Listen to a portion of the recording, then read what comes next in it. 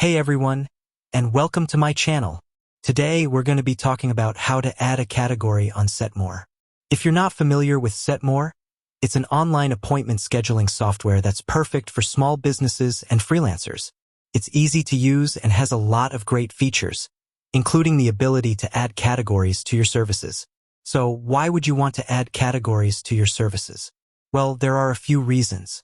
First, it can help you organize your services and make them easier for your clients to find. Second, it can help you promote certain services or specials. And third, it can help you track your performance and see which services are most popular. So, let's get started. How to add a category on Setmore. Log in to your Setmore account. Click on the Settings tab. Click on the Services tab. Click on the New Category button. Enter the name of your new category. Click on the Add Category button. Now that you have a new category, you can add services to it. To do this, click on the Services tab again. Select the service that you want to add to a category. Click on the More Options button.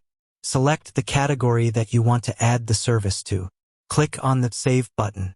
That's it. You've successfully added a category to your Setmore account. Now that you know how to add categories to your services, you can start using them to organize your services and make them easier for your clients to find. I hope this video has been helpful.